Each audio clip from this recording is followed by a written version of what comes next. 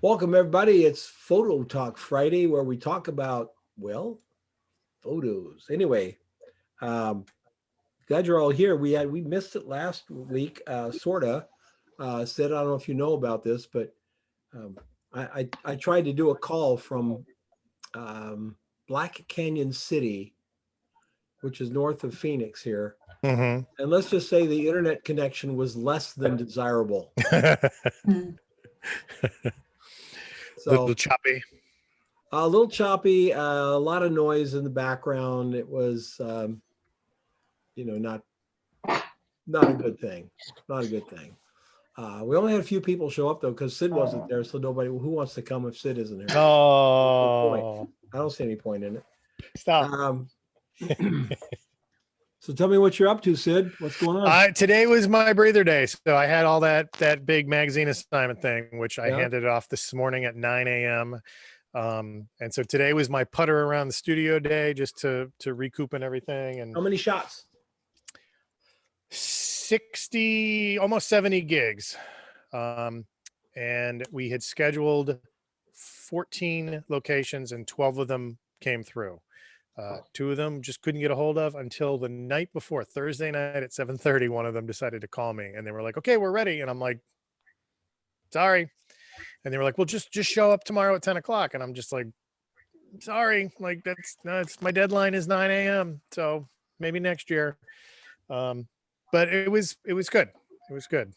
It's just a lot of logistics that I hate scheduling things, especially when it's that much, trying to cram it all into like 2 or 3 weeks and stuff like that. Yeah, boy, God, can I identify with that? And it's like you Never been schedule a one fan thing. of paperwork at all, but man, when you Yeah. get down and there's and Amy's approach, she knows what we're talking about. It's like when you're trying to nail something down, but everything's fluid. Well, and especially because they think you just show up with your camera, point it, and click. But- I mean, it should only take you Yeah, 5 minutes anyways. Well, Yeah. you're calling the makeup artist, and she says, "Well, my schedule, I've got next Tuesday, Wednesday, and Thursday off. Okay, so you are available. Okay, yeah, but we've got to shoot on Wednesday, Thursday, Friday, so I got to call another makeup artist." And the client changes it, and you go, "Okay, well, I call the agency, and the agency says, 'Oh no, we had those girls booked for Wednesday, Thursday, Friday. Now you need them Tuesday, Wednesday, Thursday. Marge isn't available. We've got to go." And it's like everything's always in a constant state of flux. By the time you nail it down, you're exhausted. Yeah. And it's a lot of like like I try to do like places, like I want to group everything so that I can go up there for a day and get it all covered. And then like the fourth or fifth day in, you start getting calls from people that you've already scheduled. And it's like, oh, well, the owner decided they actually want to be there, but they can only be there on Thursdays. And it's like, okay, well, I scheduled everything for Monday. And they're like, well, they'd really like to be there on Thursday. And I'm like, well, they can be there on Thursday, but I'm not going to be there on Thursday. So it's just like a lot of little, and so that's the stuff I can't, and it's really only this thing once a year.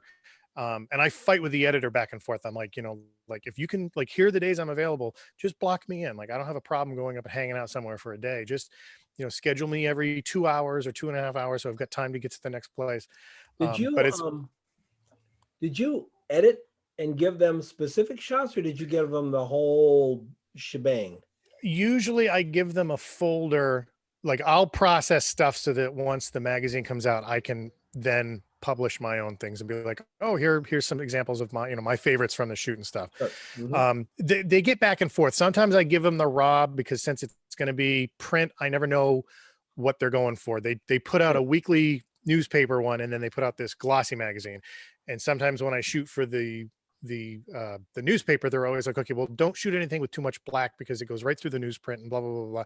So usually I just like, you know what, like, here, just fine tune them the way you want, like if you guys, whatever. And then usually I give them a separate folder where I'm like, if you guys are having difficulties choosing stuff, go in this folder right here. Like, these are my picks. These are the ones that I would use. These are the ones that I'm going to like end up posting online after the magazine's published and stuff. And sure enough, they always pick stuff that are not from that folder. They always pick stuff that's just like way out of left field. Like what, like I'm trying to baby step you right into the, yeah. So like this year they sent an email saying that they wanted everything as JPEG. And I was just like, just, take the raw files. That way I know what you should be doing is opening up and tuning them to however you want to the magazine. And then I gave them a separate thing of processed shots, like 1 or 2 of each image that are processed, that are JPEG, so that if they want to grab those. And it's really the first year in a long time where it's been person focused. Usually it's the interiors of restaurants, and it's like the editor loves food porn, so it's close-ups of pizzas and it's close-up of food, and it's like atmospheric graphic elements of stuff, so that she can throw it on the cover and everything. And this is really the first year that we focused on people in a long time. So I told her, I'm like, we shot a pizza place, and then we shot a like a nursery, a garden nursery, and I'm like, the rest are all people. So I'm pushing, like, I've purposely framed things when I was shooting the people so that there's plenty of negative space for title and for whatever. I'm like, if you guys want to do a person this year, I shot for that. So I'm crossing my fingers. There's a couple of shots that I'm sort of hoping that they're going to end up putting on the cover. I hope, but I never know. It's always a crapshoot. I never know what they're going to end up with. And that gets you a lot of access, right, into the community, I think. It does and it doesn't. Like, a lot of times the stuff that they're focused on are such small businesses. I don't really think they know what they can do. Like, I'll give them a card, and then I say, okay, as soon as the magazine is published, shoot me an email. So one, that I know it's out, because I never know when the magazine comes out. But I'll doctor up some like little Facebook banners and stuff for you guys, and I'll throw a little photo credit down on the bottom. I'm like, and I'll email those to you. So if you want to throw them on Facebook, or if you want to throw them on your website, that's cool.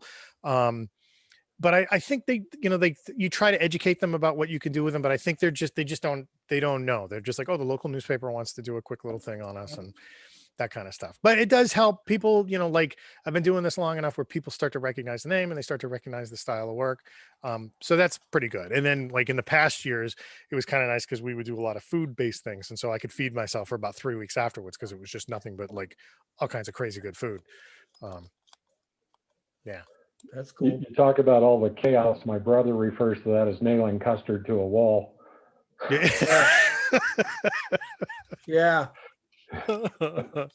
But I do like these kind of assignments, because it's not like the hurry up and wait scenario where you prepare and you get there on location and then you got to sit around and wait for a bunch of stuff. It's nice and it's fast. Like, it's just me and somebody else. Like, I got to shoot a lot of musicians this year, which was pretty cool. So we met at a location, and I just did a quick setup, and I got to spend as much time as I wanted to, as long as I, made it to the other location on time. But that was kind of cool. So I actually, if I can screen share, I put together, because I figure I can't show the actual images, but if I took a behind the scenes, that I could kind of show and be like, oh no, this is just a lighting setup.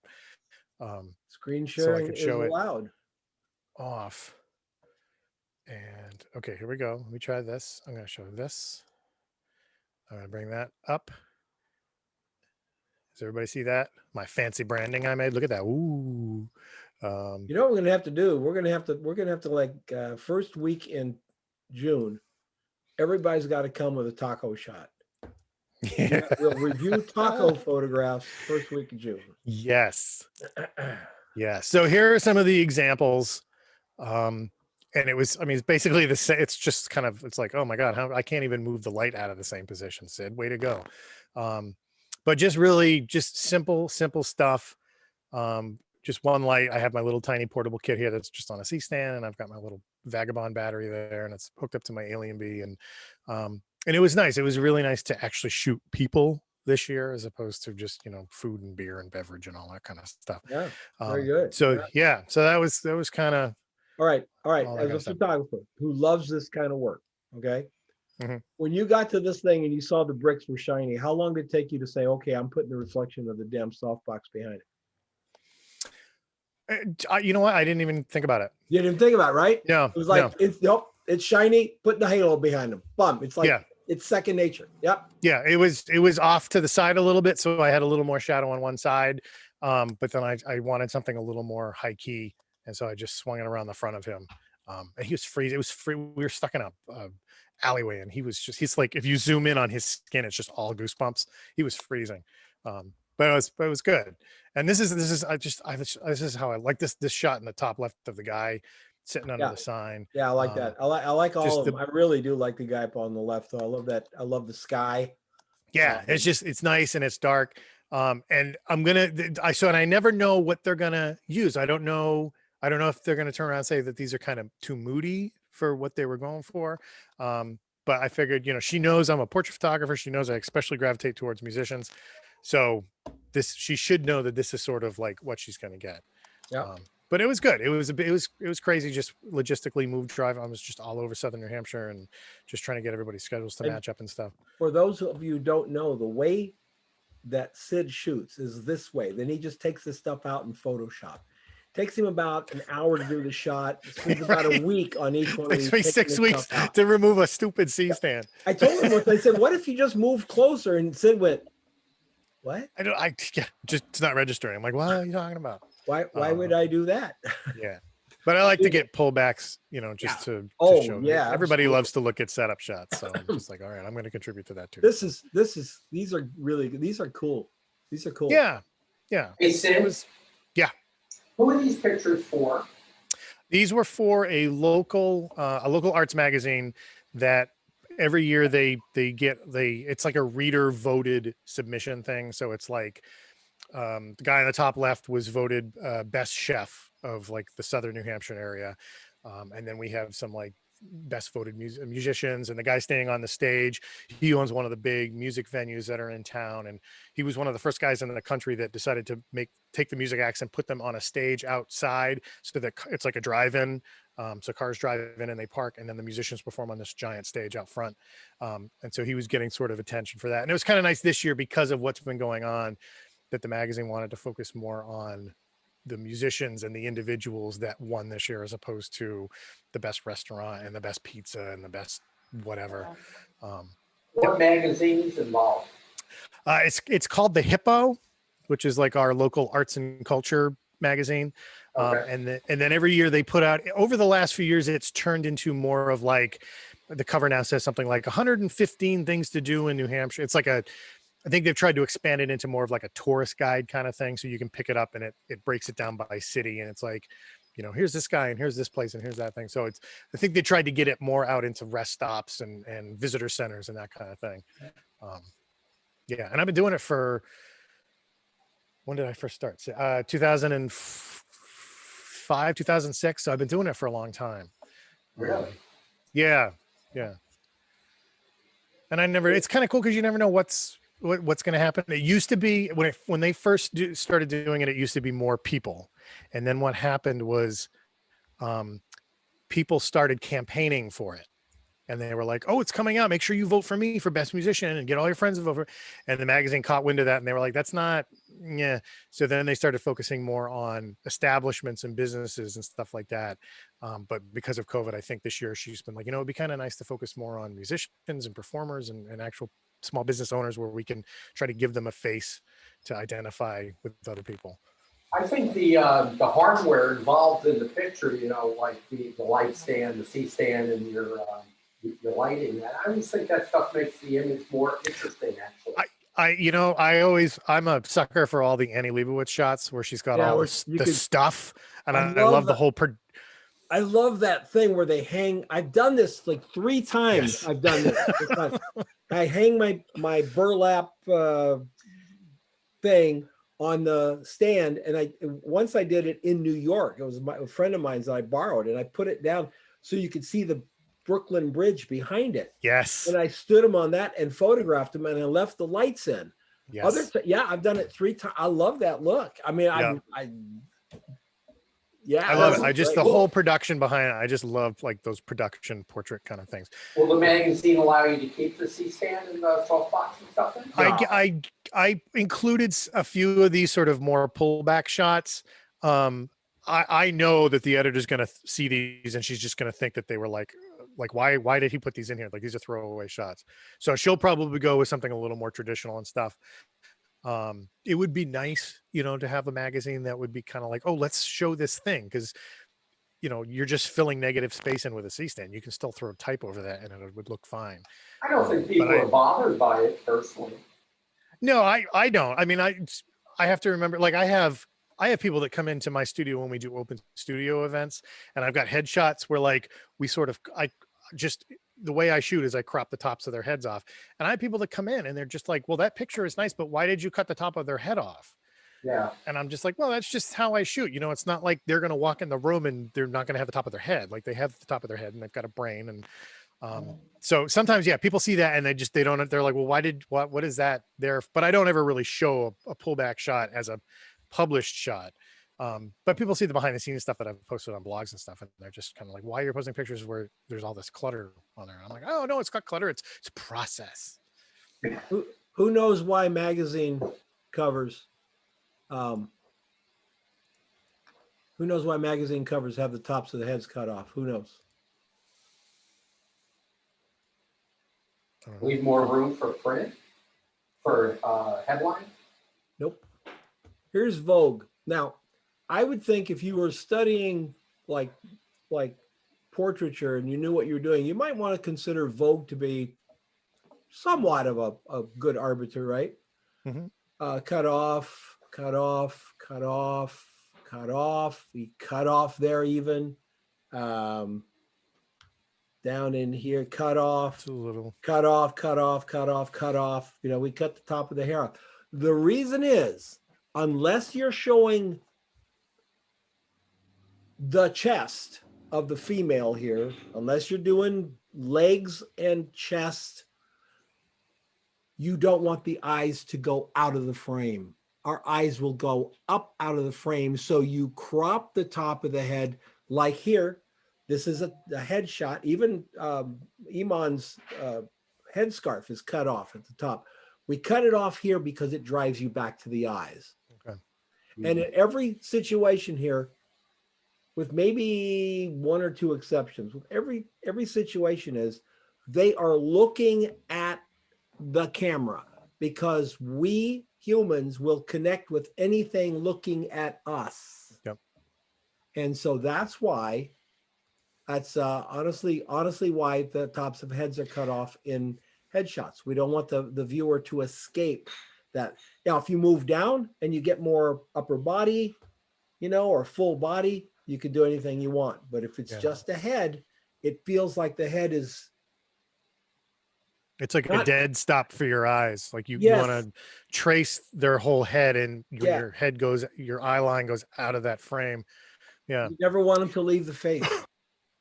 Do you think everybody that shot these images that supplied them to Vogue, do you think they shot wider and then the editors purposely cropped in, or do you think they specifically Almost, said I things would- like, I would say almost guaranteed, but at the same time, when you would see this shot in their portfolio, it would be cropped that way as well. You know, shooting for a magazine cover, you just want to leave them as much room as you possibly can.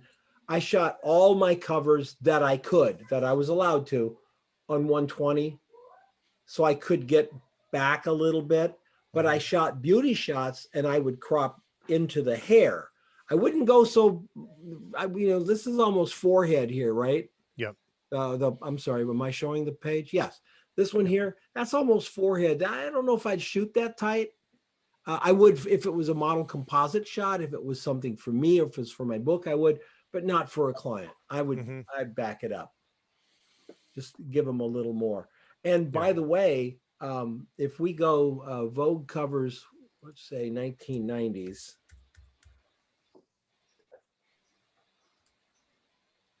We're going to see almost every headshot cut into the top of the head. It was just what they did. And if we go back to the 80s, it's even more. Bada boom. Look.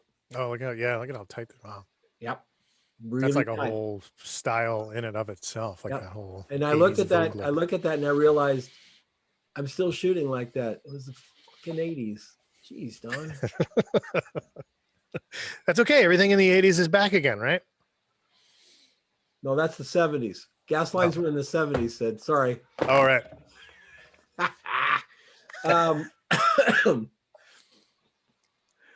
Yeah, cool.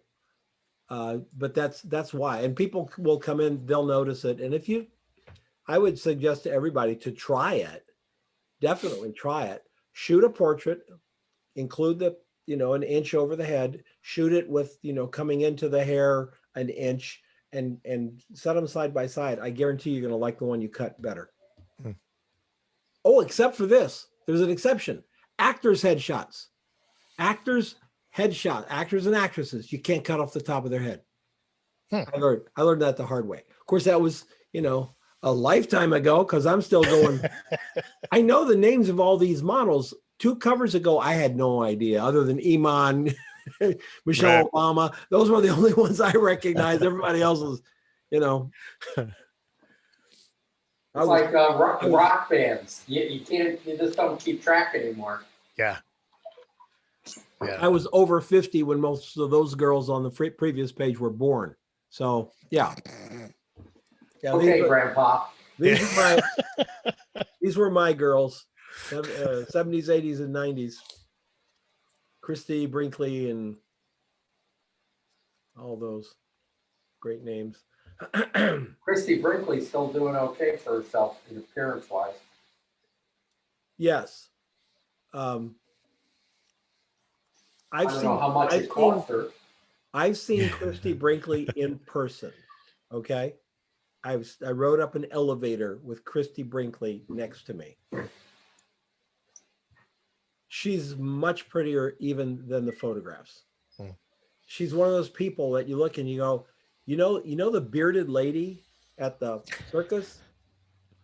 There's not a whit difference between the bearded lady at the circus and Christy Brinkley. They're both beyond the norm. She's just unbelievable skin, unbelievable face, unbelievable eyes, everything. It all came together. And also, I don't know if you remember Christy Turlington. Yeah. She's also just, jaw-dropping, like, oh my gosh, how could anyone look that good? Yeah. Other than me, I've never known anyone. How about Joe Piscopo's babysitter, who he eventually married? I don't know. There's so much I don't know about Joe Piscopo.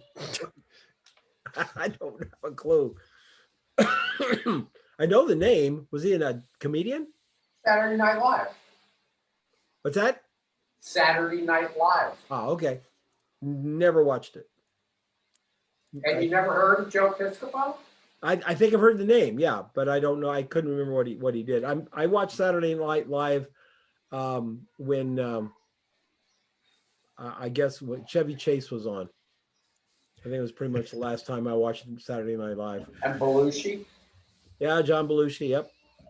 Cheeseburger. Yeah, John was funny, but I think his brother's funnier. I think his brother's a better actor too. Oh God, I'm scrolling through all these 70s or 80s covers over here, and it's like I'm getting hit by this nostalgia wave. It's like it's gonna blow me out of the chair. It's like, oh God. Oh well. Yeah, well, that's cool, Sid. What else is going on? What else is going on with anybody else? Anybody got something to share? Anna, Lee, Terry, Mark? What's up, Anna? What's up? How are things in Porto? Hi, Don. Yeah, I was just trying to start my video. I'm sorry, I didn't mean to be. There you are. There we go. Hello. It's dark in Porto now, isn't it? we're not midday. You're midday right now, right? Yes. Yeah. It's 9:30 here. So. Good evening. Thank you. Yeah, things are going okay. We're starting to reopen, whatever that's going to look like. So that's all a bit trying to work out how that's going to work, how it's going to feel is a bit odd. I even went to, the other week I went to an exhibition of Peter Lindbergh's work here. Oh, wow. Which would have been great, but the curator decided to use non-museum glass. So beautiful old building with a skylight. Imagine wonderful natural light, which means everything's reflected. So what happened was I had a wonderful time playing with my own photography, putting myself in Peter Lindbergh's photos. There you go. It was a great exhibition. Made it work. So Um, I was just gonna say how excited I was for you, because Peter's prints are gelatin silver prints. I wouldn't know, Don. I And wouldn't know. I know. oh, So. It's one of those things where um, I don't want to say badly because I don't know if this is recorded on YouTube, but it's disappointing. yeah, and you know there is something special about seeing prints, which you know you can view prints online and they're backlit and they're incredible, they look amazing, and you know they're great work. You It, know that they're great work. it's But not the same. no, seeing a print printed by the artist, it's like that artist has come in and sneakily you get to see their fingerprint. You know, you actually get to see what mattered to them in that image because you know the images are famous. So you've seen them 1,001 times, but when you actually see the image that they have printed, you then get to see what they've chosen to bring into the foreground, what they've chosen to push back. And when you're standing in front of their print, I think it's an awfully special experience. So yeah, it's one of those things that I think anybody should go and see artwork that's been printed by the artists themselves. I think people should just go see artwork. I think you Yeah. Well, go and view art. there I is that. was in West Palm Beach, and the day before the workshop I was doing there, they opened up Avedon 50 years. And so they had the way it was done was 5 rooms with 1 decade in each room. But when you walked in the door, there was a 4-foot by 6-foot print of Dovina and the elephant with that elephant, and it's a silver print. I had tears in my eyes. I don't mind saying it. I actually cried a moment there because I had forgotten what a silver print looked like.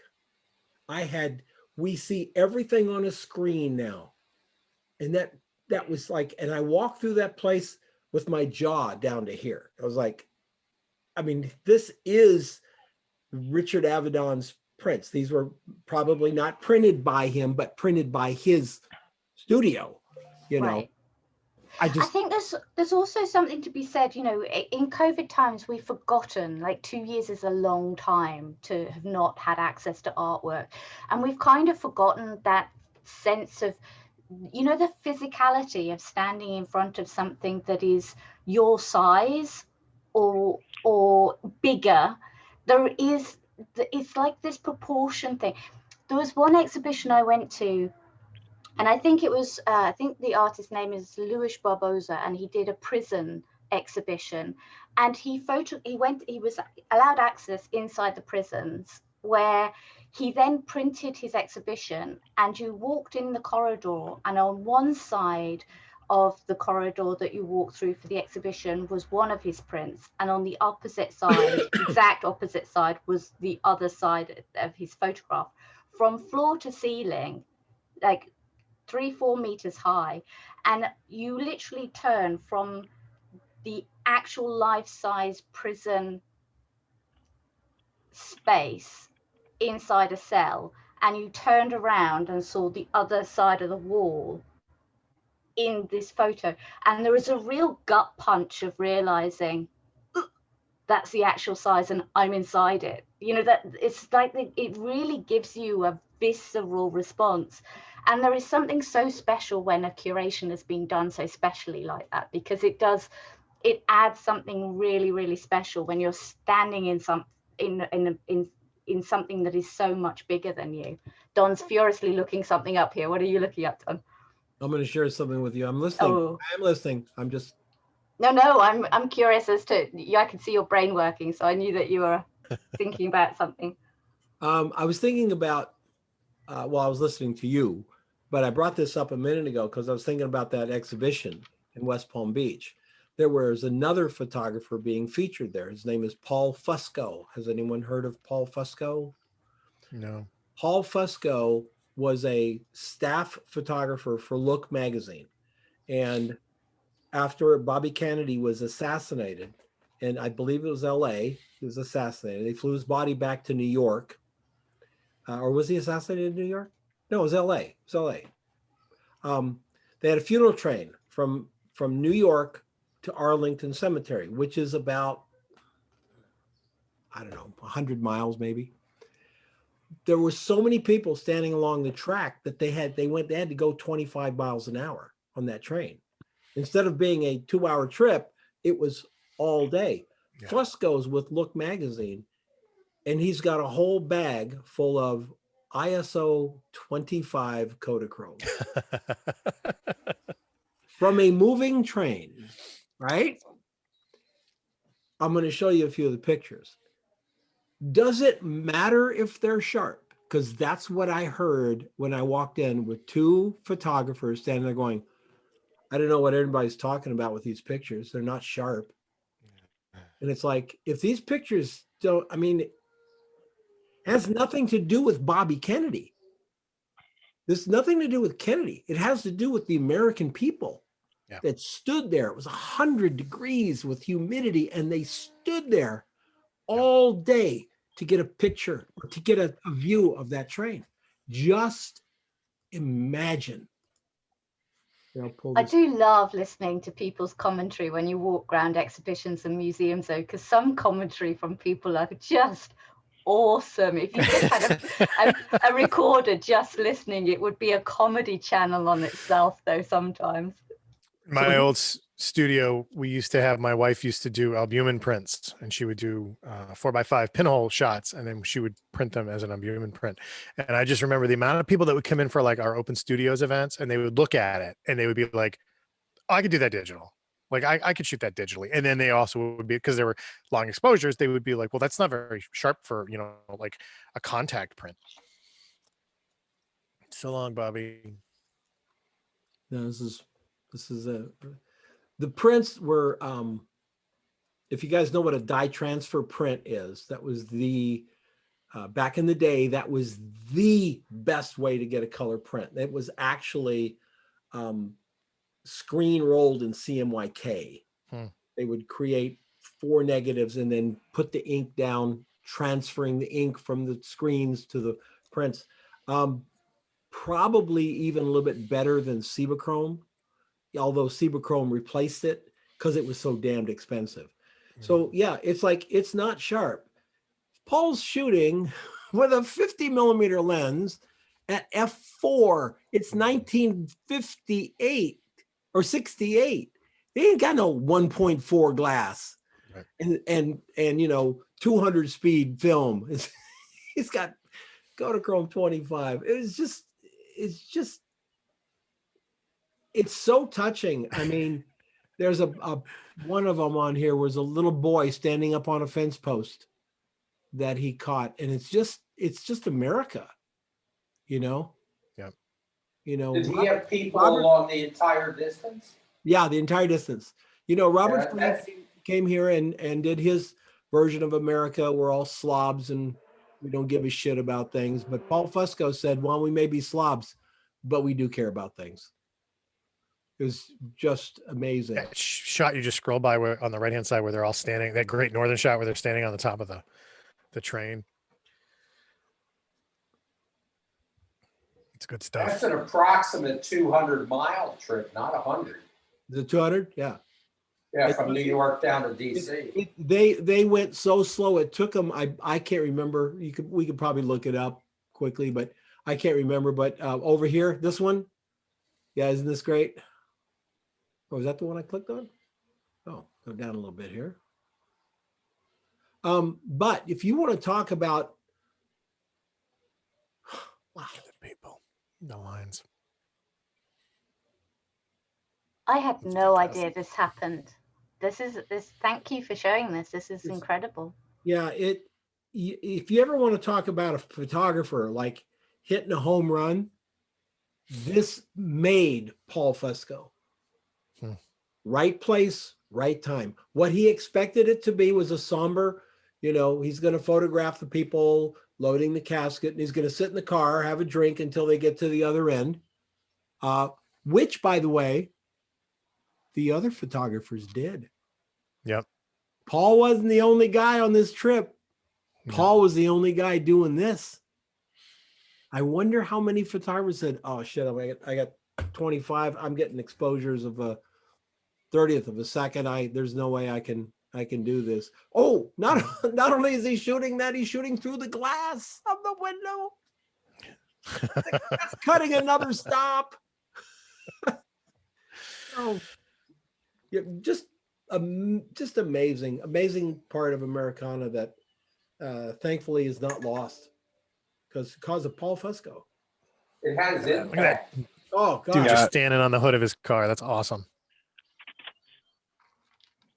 Look I at was the going to colors. say, you were talking about seeing art, and the difference between looking at something on the screen and seeing the actual print or art and seeing paintings and stuff. And I went to the Cleveland Museum of Art a few years ago, and you see some of these pictures on the phone or whatever, and then you don't realize the scale. Like some of the paintings were giant, and I couldn't even imagine how long it would take to, especially because a lot of them are working in oil paints, the size of these oil paintings and trying to get it done and seeing something like that. So yeah, I agree with that. if you're ever in New York, Mark, for anybody, if you're ever in New York, you want to go to the Museum of Art, and you want to go to the Renaissance Room, the New York Museum of Art. Go to the Renaissance Room, and you will swear that they have lights behind those canvases. Yes. The photographers would paint the light better than half the photographers. I mean, the painters would. Half the photographers that I know. I mean, and the light would, and there'd be a door open, and there's a handle, and there's a tiny highlight on that handle that would have been coming. And what they would do, what the Renaissance was, artistically, was that painters discovered or were allowed to discover dimension and light, because if you go before the Renaissance, there was no left lighting or right lighting. It was flat lighting. All the Madonnas their faces are round. Everything is just flat. I guess Google would love that now with all the flat icons, but been a couple. Well, have you seen Google Arts and Culture? Because Google Arts and Culture now have all of the museums online, so you can virtually go through. It's incredible, Sid. Honestly, if you haven't visited it already, No. Google Arts and Cultures, they have collections. They explain. They do a curation of work every day. They do talks on the artwork. It's just a fascinating place. You will lose hours of your time. And the New York Museum has a little corner. They have 3 Vermeers. If you Monmouth's there as well. Yeah. If you've never seen a Vermeer up close, the guy knew how to paint light. Holy mackerel! Yeah. And you kind of go, it's the same thing I thought when I first saw Edward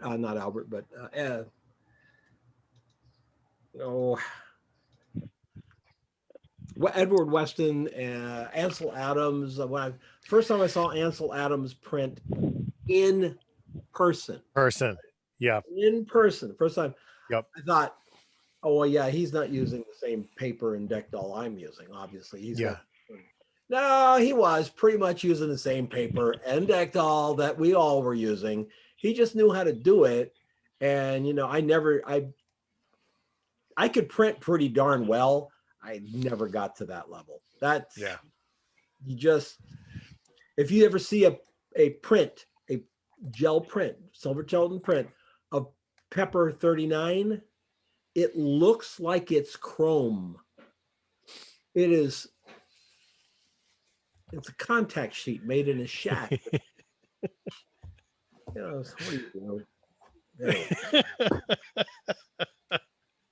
That's why I think every photographer, no matter where you are, should study the past of our craft. We should know what made Richard Avedon, what made Eugene Atget, why Cartier-Bresson's The Decisive Moment mattered. We didn't think about it now.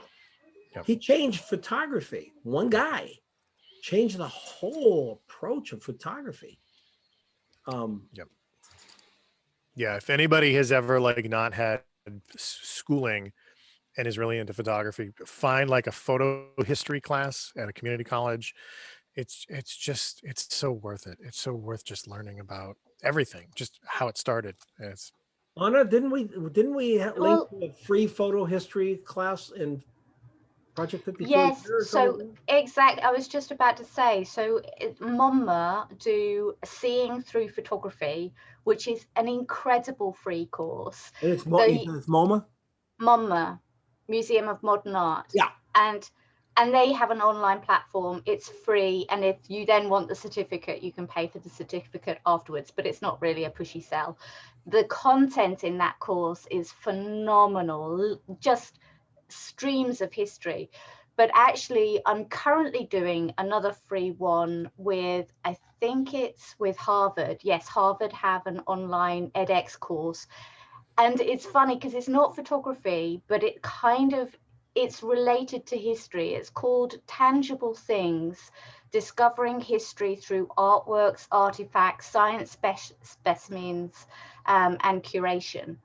And again, this course is, it makes you understand how things have everyday items today have a link historically, and where things have come from historically.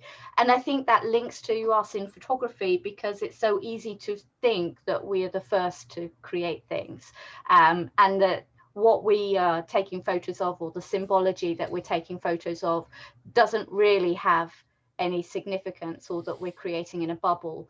And I think it's nice, especially at this moment of history, to be able to learn that we're actually in a place in history, and that we come from giants. So this again, it's a free course, but it's incredible. I think most Can of you drop a link for that in the comments? Of course I can. Thank I'll you. do the one for Monmouth as well. Yeah, that one was so good. That the one from Mama's, it's so good. And it really does it sometimes, you go into these classes, you don't know if they're going to hit all the right tones. They do. They've got it. The the the stuff on at Gay, the stuff on Cartier-Bresson is beautifully done, beautifully presented, and presented in a way that you sort of really realize what these guys did. Do you know the name Josef Kudelka? Yeah, he's I think Armenian. Gypsies are Armenians, right? Gypsy would be Armenian, or not necessarily. He did a whole thing on gypsies, Josef Kudelka. He was like one of the very first photographers who documented his world. We had Eisenstein, and but they would get assignments from life, and they would go somewhere else, right? And Josef Kudelka said, well, I'll just be here. He spent a whole lifetime basically documenting that part of, I think, Poland, Armenia, the gypsies, the whole thing. And with photographs that will just literally knock you off the chair. It's like, what? Trust me, that whole composition in thirds.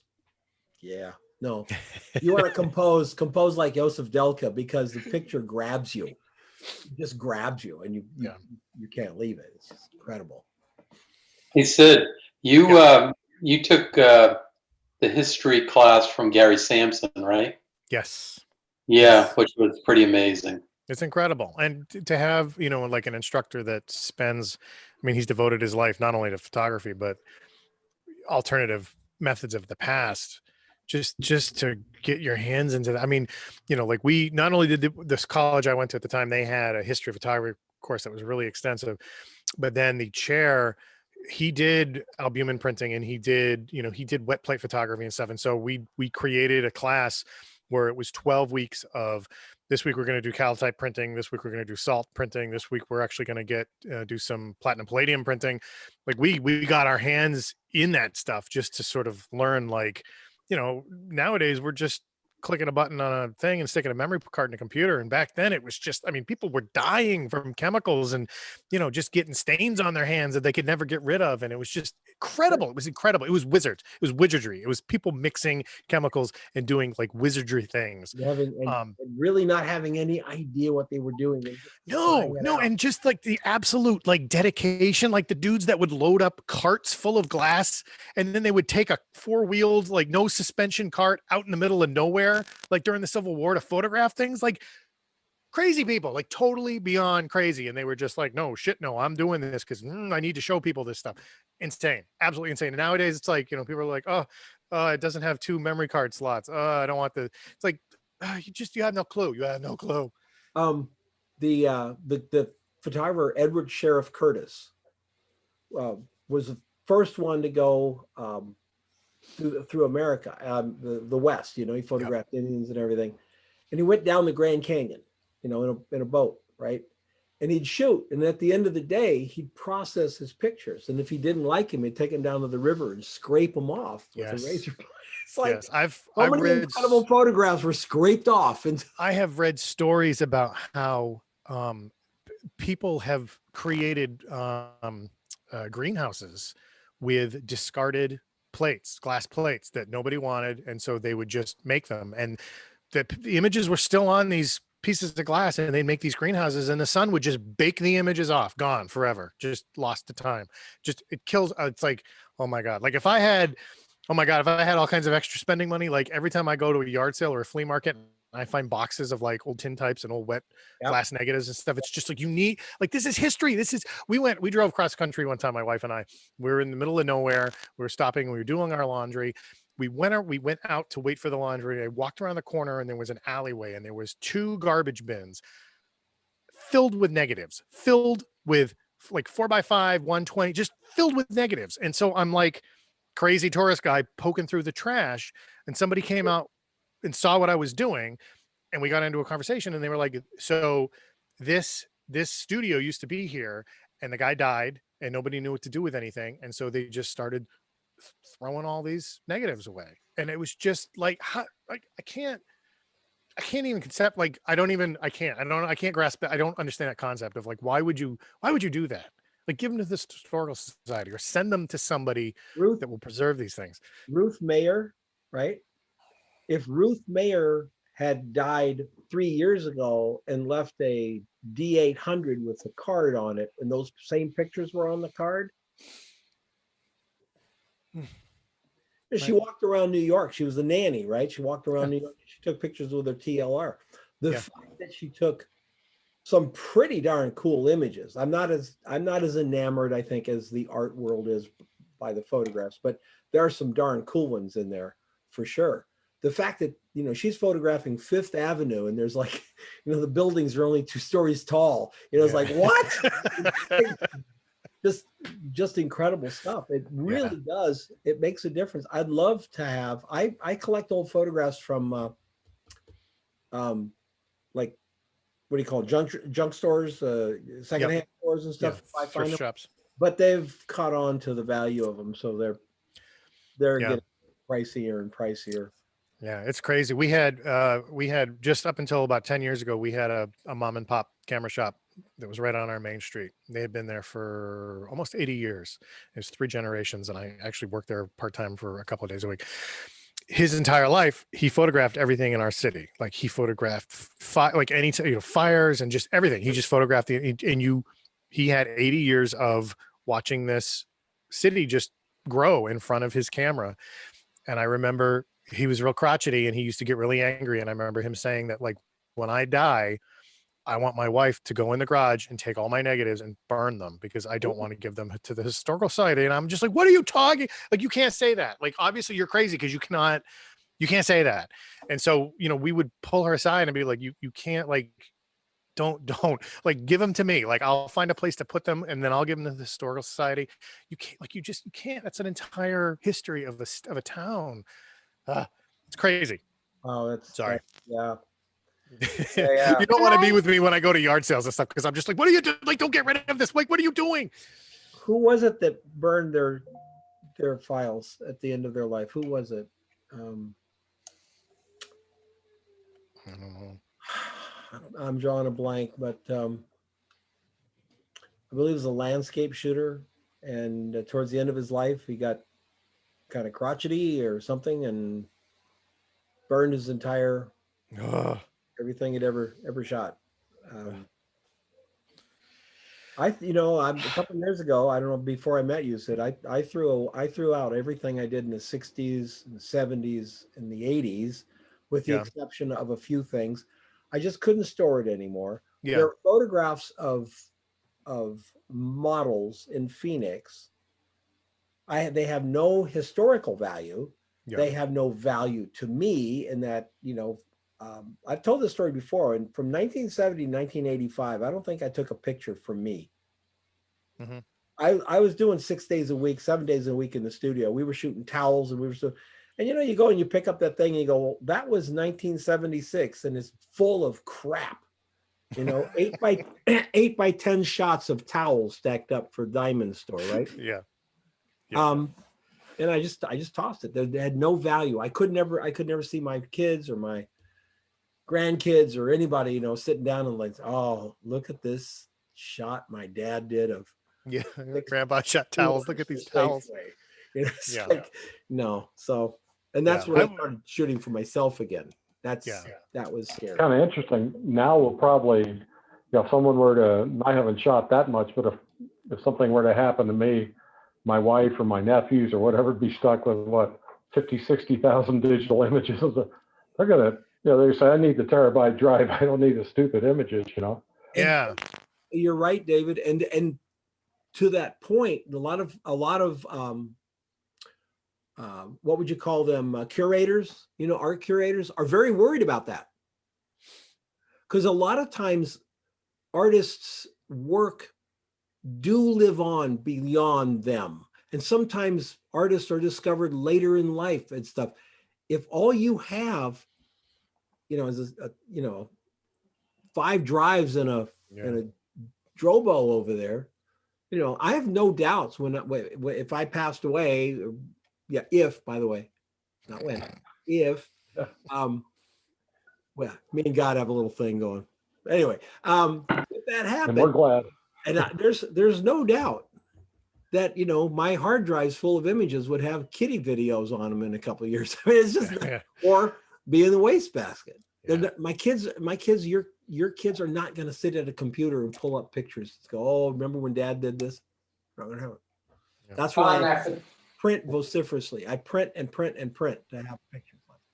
That photographer you're talking about, is his name Takuma Nakahira?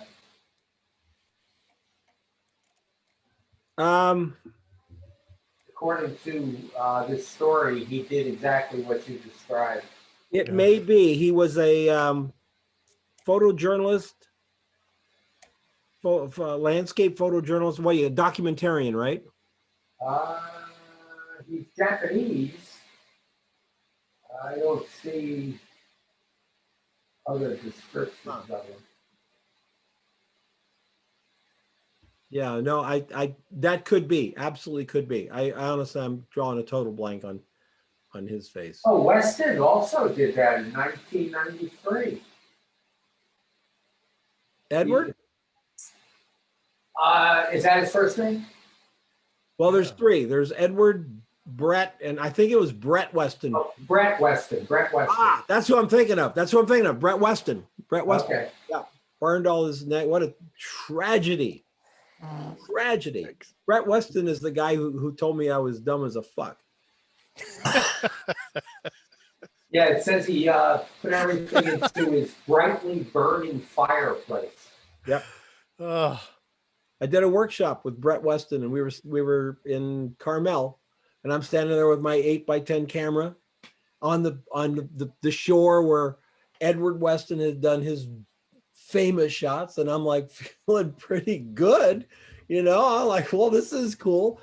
And we're about to compose a photograph, and I pull out my light meter, to which Brett Weston says, "What the fuck are you doing with that goddamn?" Trust me, if Brett Weston was out having beers with a couple of sailors, the sailors would be saying, "Brett, tone it down, okay? Yeah, calm down, dude. Calm down. Watch the language, son." And me and another guy, we stood there like, because he said, rightly so, you're photographers. Seeing the light is your only damn job. And I'm like, well, the man has a point. I still use my meter, but the man had a point. Yeah. And today, I'm sure, Sid, you're the same way. You go outside, you know what it is. Yeah. You know what it is. I mean, yeah, you've been doing it long enough. It's second nature. You just set it up. You know what the settings are, but it's good every once in a while just to reassure yourself that you're. It's a strobe. If it's in a softbox, it's in an umbrella. I'm closer than a half stop. I'm within two. That's just, you do it enough. But I still pull the meter out. I sat for, I was like, okay. I believe in myself. Let me check. I always think about that as like a carpenter building a house without the level. Like I can eyeball it. It looks pretty straight, and after a long time, but it's nice to know that it's level. Yeah, but it depends on how many 6-packs of beer they bought at 7 o'clock in the morning. Right. Are you talking about the carpenter or the photographer? The carpenter. As my partner used to say, that's good enough for government work. Right. Yeah. The other one that was his favorite thing is, I'd say what we're doing has to look a little crooked. And he goes, yeah, I can't see it from my house. Like, anyway, yeah. Well, I love talking about the art of this business so much, and the history. It's like, if you're a fashion photographer and you don't know what Irving Penn did, and you don't know what Avedon did, and you don't know what these early fashion shooters did in the fashion industry, that's tough, man. Yeah. You're missing out. Yep. And like, what was it, Anna that said everybody thinks they're doing it for the first time? Yeah. You'll find some Renaissance painter who died 800 years ago figured out hair light, pal. Exactly. Or you do something, you're like, oh my God, this is amazing. Like nobody could possibly have ever done that before. And then you find out like some guy in like 1815, with a piece of glass and a camera with no lens was like doing this kind of stuff. And you're just like, what the fuck? Like how? Doesn't Google have a thing where you can put your picture up and it'll tell you if someone's used your picture or? Oh yeah. Tenai. Well, no. Tenai. But Tenai. Is there any way you could put a picture up and see if your picture looks like anybody else's picture? It would show you a historical timeline of all the times that something looks exactly like what you. It would just be called like reality check, and you're just like, oh, great name for it too. Reality. Yeah, no one's ever done this. Nope, not since. Oh no, ever. I'm like, I am on the cusp of something new, and then you're just like, oh, some dude in 1915 did that better than me. I think Pixie had a facility once where you could upload your picture and it would run it through their AI process, and you could see if your picture had been stolen by anybody else or reused or repurposed. But obviously AI isn't very good, so it would just pull up all the images that would look very similar to yours, and you would go along it and then be crushingly disappointed by how unoriginal your photo was. It's always good for a boost to the ego. I think that's as depressing though, Anna, as putting up a picture to see if anyone stole it and finding out that actually no one right liked it enough. It's like coming home and finding you've been burglarized and they didn't take anything. It's like, what? My stuff's not good? Yeah. I used to use that excuse all the time too, Don, all the time, not to clean up. I just got burgled. Nothing stolen. They came in, they looked around, and they said, all right, next house, we're good. Someone breaks into your car and leaves you a CD to listen to. Yeah, they leave money. They're like, here, you know what? Get some interior stuff done. Get your car clean, pal. Yeah. Meanwhile, you've turned into Eeyore, and you're just like, it's okay. Nobody wants my stuff anyway. I wanted to share a book with you guys before we go. Herb Ritz. Women and Men. This is 12 Trees Press. It's 2 hardcover books inside a slipcase. Yeah, they don't do that much anymore. And they are The images on the front are actual Herb Ritz images pasted on. It's called and, like, tipping pasted. on an image, tipped image. And the you'll never tell, but the reproduction is 8 color black and white, Oh wow.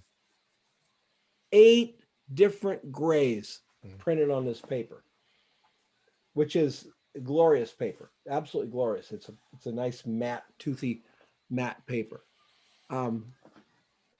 It is one of my treasures, and it is unfortunately unavailable. Oh. Yeah, you can't John, get. can you do a video of that on YouTube to show I- us what I just bought this, Anna, to answer that question. I'm going to. I just bought, I don't know if you can see it. I just bought this little guy here that I can swing over, put the book down, and have the iPhone up here. Oh, and very flip nice. these. Yes, I please. want to start presenting some of I these. was going to say, I'm sure you've got a lot of other little treasures back there that we would Oh. love to see as well. I've got Robert Mapplethorpe's. See, now you might actually be burglarized. Now we all know. We'll go around to Tell Tom. us more. Tell us what else you have in there. I've Robert Mapplethorpe's thing that he did with Lisa Lyons. I have David Bailey's book that he did of his wife. These are all like, you can't find them. They're I've been looking for ages for David Bailey's. You can't get them for love nor money. no. I'm wanting to commit to buying one photo book a month for the rest of my life. Just one, because my Patrick Demarchelier book, we had a little bitty dog here for a month, and unknown to me, she chewed the liner off, right? I thought, well, I'll go and pick it up again. It's now $270. Mhm. I got it for $50. So I'm looking out there, and I'm going to start purchasing those books. I've got I bought an Ed Weston, an old Ed Weston hardcover Ed Weston book, and inside it was signed by Cole Weston, because Cole printed all of Edward's pictures at a all used bookstore for $5. Yeah. Because, like, why would anybody want all these old pictures? It's like, wasn't any naked girls in there. What value would it be? You know, it's like amazing. Peter Lindbergh. I got one of Peter Lindbergh's. Peter Lindbergh did a lot of books. He did a book about every 3 years. It'd be all black and white, really big format. I'll bring one next time. Really big format. Just plain black and white, 4-color black and white, but just plain black and white images. And I got one of those up in Flagstaff. I got it for $9, and it's in perfect condition. You can't find them now. Yeah, we were at a yard sale one time. It was a garage sale, and it was this giant Edward Curtis book, and it was just full of the Indian shots. And it was 13 by 9. It was just some oversized size, and it was all in with, all the Stephen King paperbacks and everything. And it was a little sign said $1 a book. And so I held it up, and I looked at the guy, and he was just like, "Give me $1." Oh yeah, yeah. Oh my God. Okay. You have the one with the toned images or black and white only? They've got to be. I think they were toned, because it had a brownish tint to them, like a sepia that's tint. a collector's item. Yeah, that book is and it's great, and it's got this beautiful shot of him, and he's got like this little pointy beard, and he's got this beautiful hat on and everything. It was just he was the original. So romantic, dude. You got to find, if you don't little know, dandy. Never seen him. Yeah. Oh yeah, exactly. With the long beard here and a funky hat, and he wore a big cape. That he was a photographer. He was an artist. Yes, photographer. That too. He didn't look like a cowboy, that's for sure. Anyway, I got a new. I was gonna say I got a new book that came in the mail today on After Effects that I ordered. It's a few years old. It was like up to CS4, but a lot of the techniques and the stuff are still in there. And with what I'm learning about After Effects and being able to do like 3D 3D space, and with the book that I got that Sid showed where the guy's doing the miniatures, and then other thing behind it, like I got thinking, I'm like, that would be so cool to put that in 3D space, because you can have like the camera move where even though it's a picture, you can like give it more like a background for doing like cinemagraphs where you have the photo, but you're moving the camera through like a 3D space, and it seems like it's actually kind of like a little set, like a film type thing. Well, that's really cool, Mark, that you're learning another aspect of our business. I think it's really, really important. I was just going to say, do you have the new iPhone? Because the new iPhone has that technology of being able to capture 3D spaces on it. And I can't remember the software. It's been around for a while, but I think in the new iPhone, and I can't remember what it's called now. It'll come back to me in a bit, but it's like 3D software where you can capture with your phone a space, and it will render it 3D. I don't have an iPhone. I've seen what you're talking about, but you're capturing something that's there, and with After Effects, you can create what you're like. You can take one background and. But the thing is with this software, you can combine it because you can video stuff, and then you can then import it and do whatever you want as you would do with a video. I just can't remember the name of the software. I'm so sorry. I'm so rubbish with the names of things. It'll come back to me 2 hours later, and You're I'm better so than sorry. I am. Most of my brain cells are just trying to figure out where the next taco is coming from. So Yeah. I think Don hasn't had lunch today. We're doing photos of tacos next week or the week after, and he's ready for tacos now. No, you're absolutely right. Don has not had lunch today. I've kind of hit the point where every new thing I learn, I have to forget something to make room for it. I'm going to forget my family members just from going through Project 52, probably. My family really balked at wearing the little patches that hello, I'm, and they just said no, they wouldn't do it. I'm like, come on, help a guy out. Anna, are you going to participate in the agency? I'm not at this time, John, because I'm so busy working on my book right now. It's not really, and I'm actually moving a little bit away from commercial. So I'm trying to build my brand for fine art stuff, which at the moment it's not there. So I'm actually looking at moving my entire website over to Google right now, because it hadn't been hosted by Google before. But I'm looking at seeing some of how Google has changed, and their pricing seems to be really good. Google Seems to be.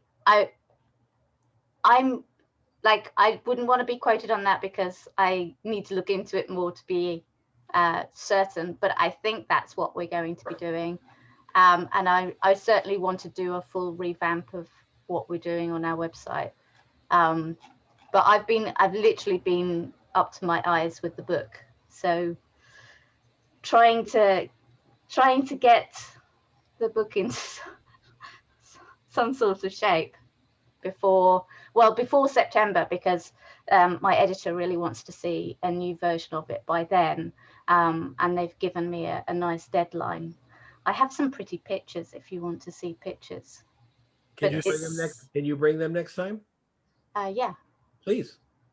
I'd love to see them. Absolutely love to. Yeah, it's coming along, but as I say, it's one of those things that's where my headspace and where I'm working in. Still have one of the best Instagram I've ever seen. Oh, thank you. Yeah, if you guys haven't seen Anna's Instagram, check it out. Really, and I'm not a big Instagram fan. I'm a big photography fan. That's what I like about it. So check it out. To be honest with you, I'm on Instagram because I can monetize it. So for me, it's not about finding clients. So it depends what you're using Instagram for as to why you're there in the first place. Actually, Anna, at this point, I'm basically saying to photographers, if you want to be on Instagram, be there and enjoy it. Yeah. Curate yourself. If you're doing it as a marketing plan, nah. I would say it depends. If you're consumer based, okay, maybe.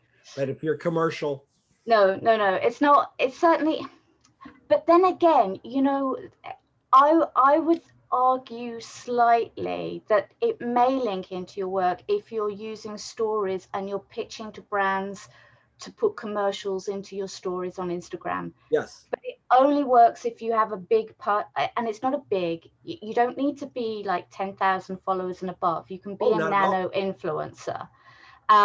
But you need the engagement. You need to be able to show the engagement. But you can attract commercial clients like Liqueur.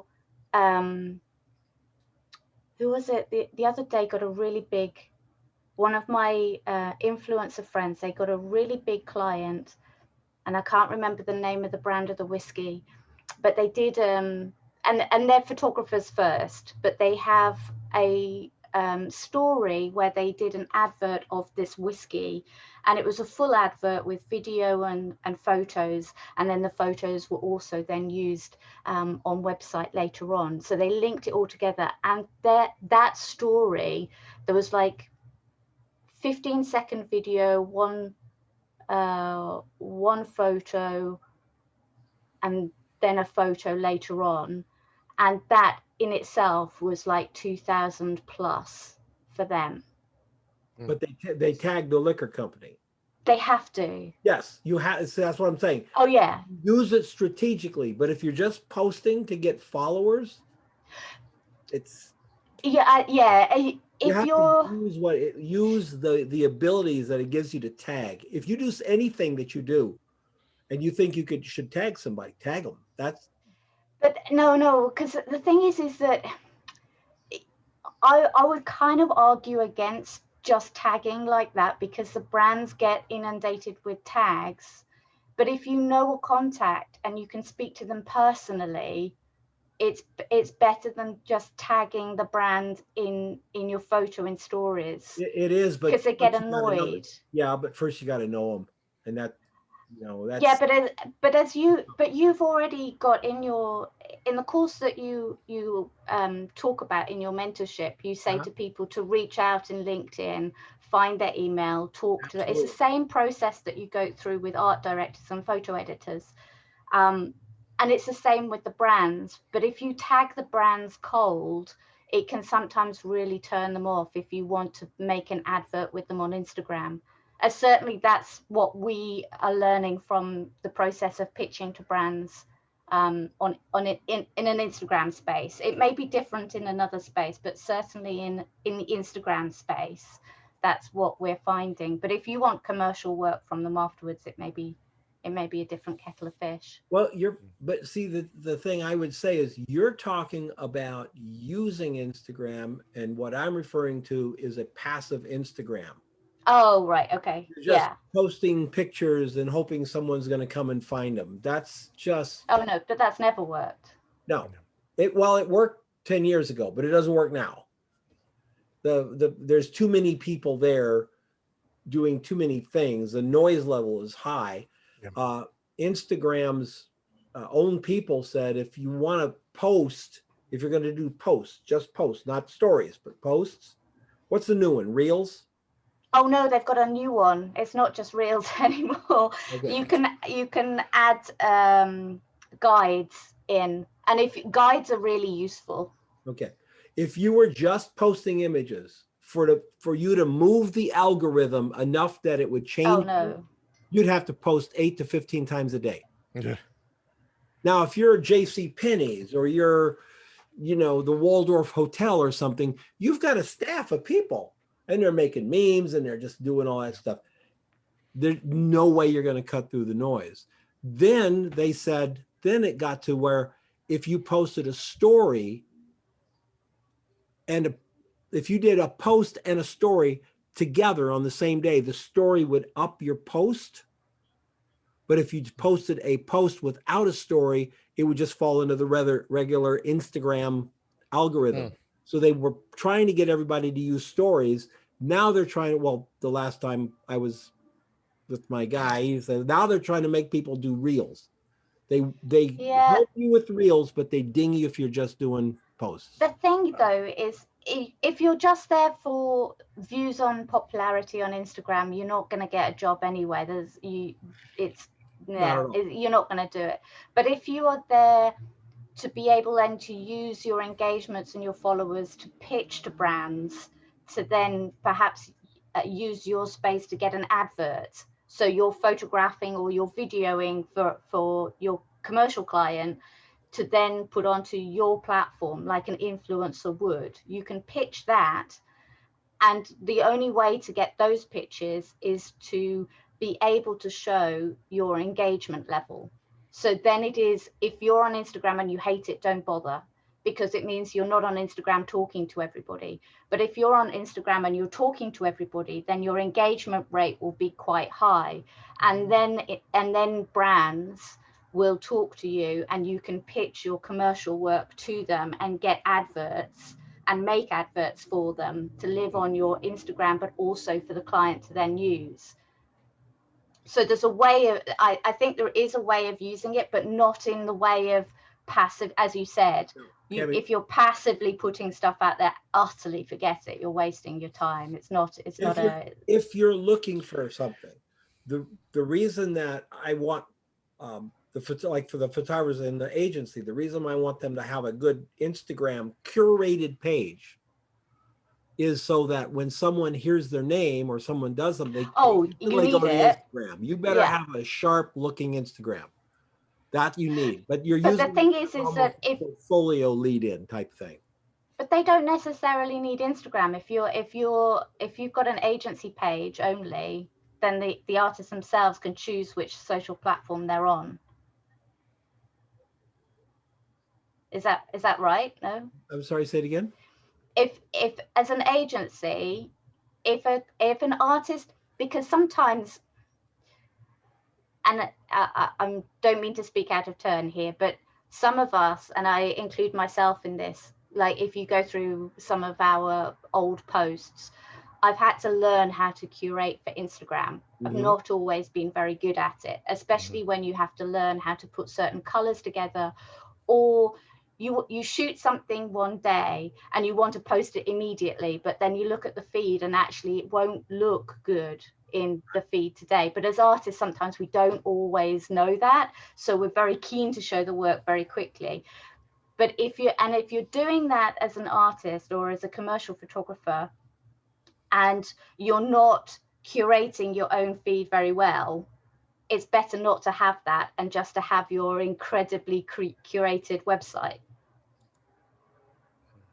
Yeah. Would you agree with that? Yeah, the Instagram has to be planned. You have to plan. Right, yeah, exactly. It can be quirky. You might be a food photographer and your Instagram is doors, you photograph doors. There has to be, just like with any portfolio button that we have, exactly, there has to be a hook. So it could be that once a month you go up and you curate it and put your portfolio on there. If you want to do that, that's fine. But art directors will invariably know, what's your Instagram? What's your Instagram? It's just that sort of, it's easier to remember the Instagram than it is the website type of thing. And so you got to have something, but it's got to be right. Yeah, at the moment, Clubhouse will only let you link your Instagram. It won't let you link your website. So immediately, if you want to be seen on Clubhouse, you have to go to somebody's Instagram. So you're right that it has to be massively curated. It can't just be, oh, I posted this today, I made this. And I'm like massively guilty of that, because when I create something, I want everybody to see it. And I'm like, no, it doesn't fit. delete. I'm not looking for clients. My Instagram is basically fun pictures that I find when I'm just sort of shooting design in the world. That's it. But for someone who is using it, and you said, what'd you say, CarPass? What is that? No, the app Clubhouse. Oh, Clubhouse? Yeah. I'm going to try it, but I'm confused. I'm really confused. I'm going to set up a room. 5 years ago, people were saying, don't call me, send me a text. I don't want to be on the phone. Right? And now I see people like, they're 2 hours on it's like, I'm not interested in that. We're hanging out in a group talk. Just I don't get it. Yeah, but Maybe you're here. But you're here on a Friday night talking in video. You could be equally talking on Clubhouse, and it would work I could, exactly but the I can't same. show you any pictures on Clubhouse. Sure, but other people will be joining in when they're multitasking, and you'll get a bigger audience listening in. It's just one of those things. They don't necessarily need to see. It's more like a podcast. More people listening to podcasts because of the multitask Yeah, ability. yeah, I don't know. I basically I throw up my hands sometimes, and because I see people on there who are very successful, whatever, and I'm thinking, how the hell do you have time to sit on a phone call for an hour and a half a night? Because they're multitasking. There's a lot of photo editors that No, I'm go talking in about the there people and talking, the people doing the cast. I mean, the guy that started Mozilla, what's his name? The guy started Netscape, Mark Andreessen, right? Mhm. He's on every night for 2 hours. Like, Jesus, Mark, do you have a life or any? It's like this. I don't know. I want to try it. I do want to try it. I've listened in, and mostly it's been pretty boring because I keep being notified that, some rap artist is talking to some producers. I'm like, I couldn't care less. And I haven't found very much photography. If you know of any groups on it, that would be great. yeah, haven't I found- definitely think like there are definite photography groups in there that are incredibly good, and there's an art room that actually has curators and exhibition. So it depends what photography you're into as to which room you'd like to be in. But the photography editors often pop in as well into the photography rooms and chat with people there about what they want to see or what's coming up for them, and that is really interesting. Yeah, very good. But then there are other places, I think, until they've nailed down the format so that you can really see when you enter it a little bit better. I'm not sure that the summits or the webinars that are going on right now aren't more they don't give you more content for the time that you spend on them. Because some apps, Clubhouse essentially is like an app that you enter and you can spend 2 or 3 hours in and not actually learn very much. Whereas a webinar, you're guaranteed to log in and you know what you're getting when you log in, right? You know that there's I've thought about creating content. a Clubhouse just for Project 52, Do it. and because there are times. My wife gets up at 4:30. She goes to bed at 8 o'clock. 8 o'clock, I'm like, no, I'm sorry, I don't go to bed at 8 o'clock. It's like I got 2 hours to kill, and I don't really watch TV. Other than a fabulous show that came out of Sweden, if I believe it's Scotland, called Shetland. Are you familiar with that, Anna? She's laughing. She doesn't. Hold on. Really? You don't like that show? I think it's great. Yeah. I've watched the whole series. So much. She has no words. She's completely speechless. So much better writing than American TV. Yes. So much better writing. Agreed. So that's the only thing that I've watched recently is just I've been watching British television, actually. I got BritBox for $9 an hour or $9 a month. It's so much better than, NCIS, Louisiana, and all that crap. So, I can't believe you haven't embraced your rap calling, talking about all those rap people on that thing. Because you're totally like DJ Donnie G. Donnie G. Huh? Kind of got a ring to Rapping it. about photography, right? There you go. Badass pitches, right? There's your Huh? line. DJ Donnie G, the original OG of photography. Right? Like, come on, G. He's got gangster right in his rap name. Badass pitches. I'll play the piano and do a few, right? Some old standards. I'll be here all night. Yeah. Next up is Misty. Rapping about Nikon and Canon. Yeah, I like talking about photography. I don't ever care much about talking about gear other than something that really helps get something done.